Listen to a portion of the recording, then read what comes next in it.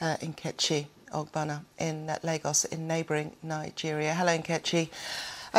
The deadline is approaching. I wonder if you could just confirm when that is exactly. So, Loquesta, the deadline is about 6 p.m. local time, when ECOWAS heads of state have said that the military junta should restore constitutional order in Niger and reinstate ousted President Bazoum. The pro-coup protesters have been out on the streets in the capital, Niamey. What exactly are they saying? Why are they in support?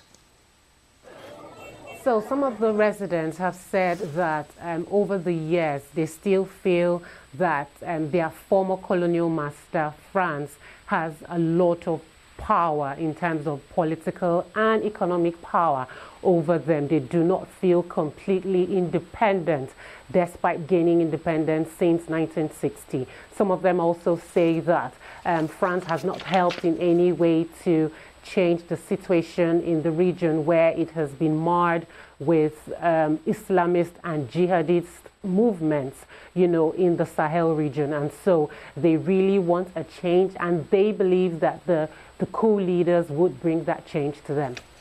And yet, the president, President Bazoum, has been hailed as an example, or rather ensuring that Niger is an example of democracy. That was US Secretary of State Blinken saying that just a few months ago, and also reportedly done rather well in reducing Islamist conflict.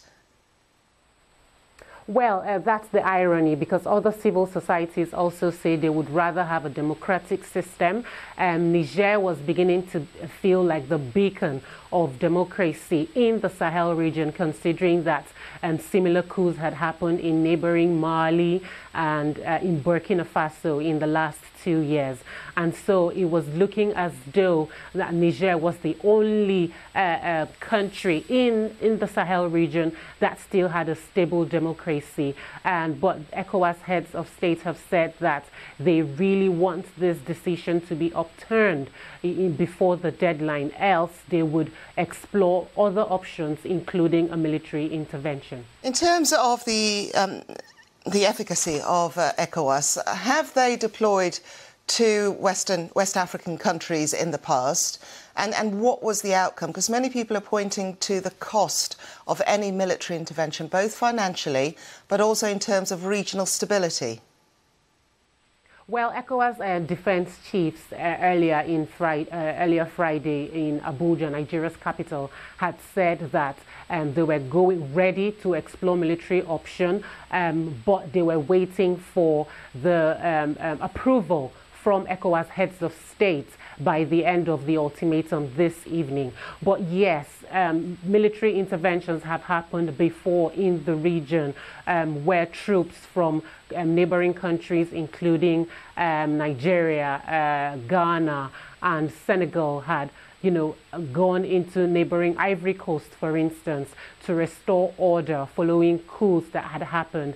But this seems different, because even within the former French colonies in West Africa, there seems to be a divide between who is for and against the military intervention. Quickly, for instance, the countries of Ivory Coast and Senegal have said they are willing to intervene and throw in their military might in the event of a military intervention.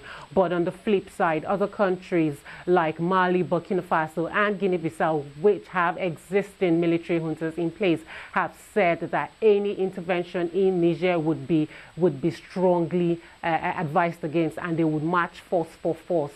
So that seems to divide the region at this point. And Nkechi, I apologise for interrupting. Just one more question. There are also costs on the humanitarian side of any potential conflict in Niger.